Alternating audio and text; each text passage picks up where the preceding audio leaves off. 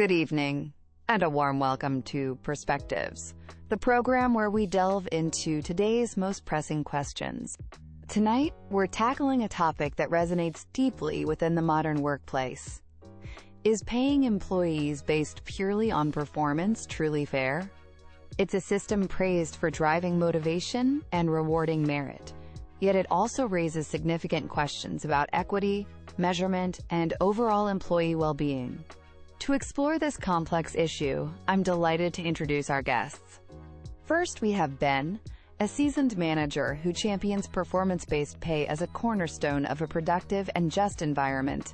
And joining him is Chloe, an HR specialist with concerns about the potential pitfalls and fairness of such systems when applied exclusively. Welcome to you both. Thank you, Sarah. I firmly believe that compensating employees based on their performance is not only fair, but essential for a thriving organization. At its core, it's about recognizing and rewarding tangible contributions and results. It establishes a direct link between an individual's effort, their achievements, and their financial compensation. This system naturally incentivizes employees to push their boundaries, to innovate, and to strive for excellence in their respective roles. When people know that their hard work and success will be directly acknowledged, they are more motivated to achieve, which benefits both the individual and the company. Furthermore, performance-based pay fosters a genuine meritocracy. It ensures that high performers, those who consistently deliver outstanding results and go the extra mile, are recognized and compensated accordingly. This isn't about favoritism. It's about objectively valuing the impact an employee makes. It moves away from rewarding mere presence or tenure, focusing instead on actual output and value creation. When implemented correctly, with clear, transparent, and objectively measurable metrics, this approach significantly boosts overall company productivity. Employee goals become naturally aligned with organizational objectives, as everyone understands what is expected and how their contributions fit into the bigger picture. This clarity reduces ambiguity and can diminish perceptions of unfairness or arbitrary pay decisions that can arise in less structured compensation models. It provides a straightforward and understandable framework for acknowledging those who consistently exceed expectations and deliver superior results. It is, in my view, the most equitable approach. It also encourages a culture of accountability, where individuals take ownership of their performance and are empowered to see the direct financial benefits of their success. Thank you, Sarah. While I understand Ben's points about motivation, I believe that relying purely on performance for pay introduces considerable complexities and potential unfairness. My primary concern lies in the inherent difficulty of defining and measuring performance objectively and comprehensively across all types of roles. Many crucial contributions to an organization are not easily quantifiable.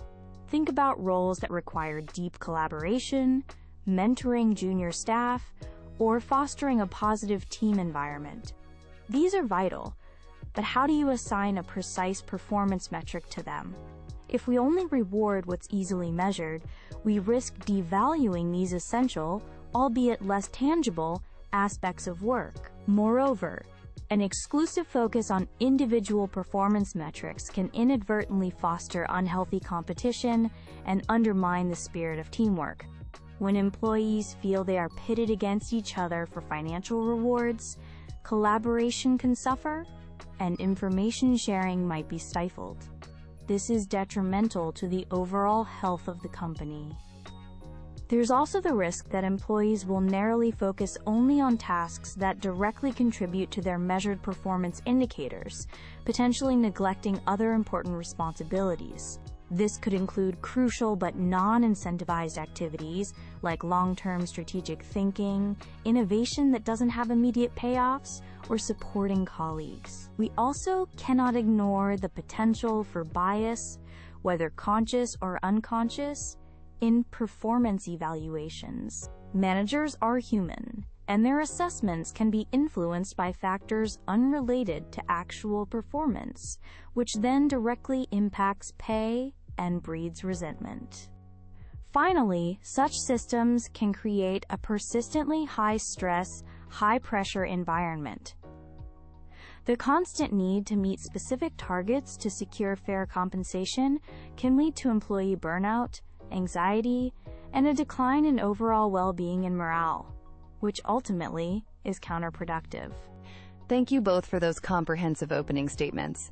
Ben, Chloe has raised some significant concerns regarding the difficulty of objective measurement, especially for less quantifiable contributions. How can companies effectively design performance metrics that are perceived as truly fair by all employees, ensuring they don't inadvertently penalize those whose value is harder to capture in numbers? That's a valid point, Sarah, and I acknowledge that achieving perfect objectivity is a continuous challenge. However, it's not an insurmountable one. Robust systems can indeed be developed. This involves carefully designed key performance indicators, or KPIs, that are specific, measurable, achievable, relevant, and time-bound for different roles. Regular feedback sessions between managers and employees are crucial, not just annual reviews. These allow for ongoing dialogue and adjustments. Furthermore, calibration sessions where managers discuss ratings across teams can help ensure consistency and reduce individual bias. It's about system integrity. Even qualitative aspects, like teamwork or problem-solving skills, can be assessed through structured frameworks, such as 360-degree feedback, or by defining clear behavioral competencies expected for each role. Ben, while KPIs and structured frameworks are steps in the right direction, I remain skeptical about their universal applicability and fairness when they are the sole determinant of pay. Many roles, particularly in complex project-based environments, have significant interdependencies. Isolating an individual's precise contribution can be incredibly difficult, if not impossible. The intense pressure to meet specific metrics, especially when directly tied to income, can unfortunately lead to employees, quote, gaming the system, or focusing on short-term wins that hit targets, sometimes at the expense of long-term quality or ethical considerations. This raises the critical question: is the relentless drive for quantifiable productivity worth the potential damage to team cohesion, ethical practices, or the neglect of those valuable, unquantifiable contributions I mentioned earlier? Chloe, you've highlighted the potential negative impact on teamwork. Ben, from your perspective, how can a purely performance-based pay system effectively account for and adequately reward the collaborative efforts that are so essential in most modern organizations? And Chloe, moving forward from the critique, what alternative compensation models or hybrid approaches do you believe strike a better balance? That's an important consideration, Sarah. A well-designed performance pay system isn't solely about individual metrics. It can and should incorporate team-based performance goals and rewards.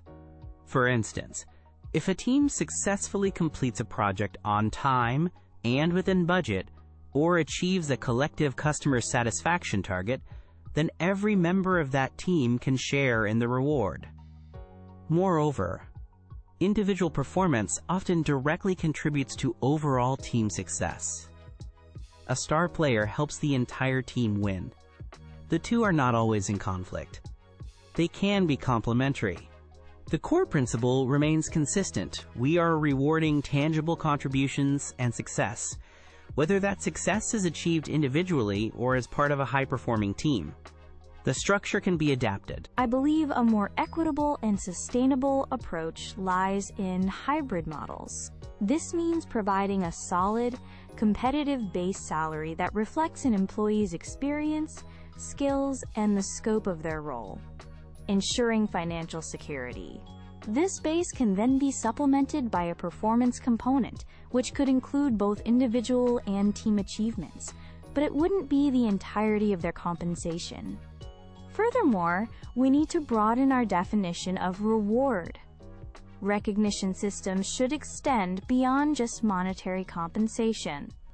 Opportunities for professional development, clear paths for promotion, challenging assignments, public acknowledgement, and even non-monetary perks can be powerful motivators. Crucially, it's about evaluating the how, the behaviors, the collaboration, the adherence to company values, alongside the what, which are the raw results. A balanced scorecard approach is often more effective.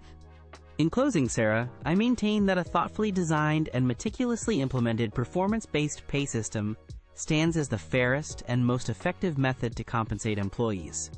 It fosters a culture of accountability, where individuals are directly responsible for their outcomes and are motivated to perform at their best because they see a clear link between their effort, the results they achieve, and the rewards they receive. This isn't about creating undue pressure. It's about creating clarity and opportunity. It empowers employees by showing them exactly how they can influence their earnings through their dedication and skill. Such a system inherently drives excellence across the organization.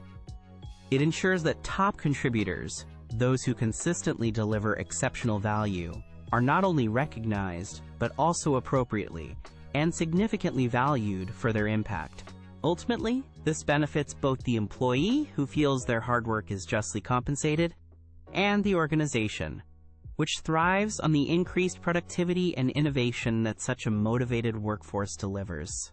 It's a win-win. To summarize, Sarah, while performance is undoubtedly a crucial factor in any role, relying purely and exclusively on it for determining pay introduces significant and often unavoidable risks. These risks include inherent unfairness due to measurement challenges, the potential for conscious or unconscious bias to creep into evaluations, and the creation of negative workplace dynamics that can undermine teamwork and morale. I advocate strongly for a more holistic and balanced approach to compensation. This starts with ensuring base pay security that reflects the role's value and the individual's expertise. Beyond that, we must consider a wider range of contributions, including those vital collaborative efforts and qualitative aspects like mentorship and innovation, which are often difficult to tie to a simple metric. Prioritizing employee well-being alongside productivity is not just compassionate, it's smart business.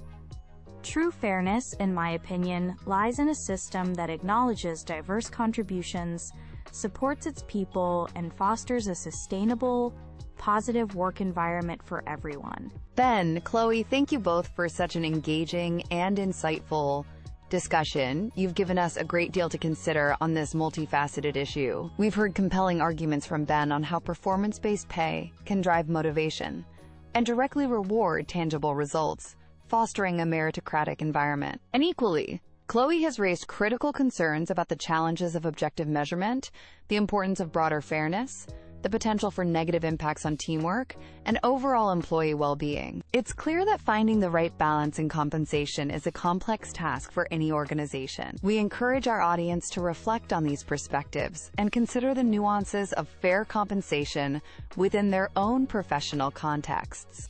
Thank you for joining Perspectives. Good evening.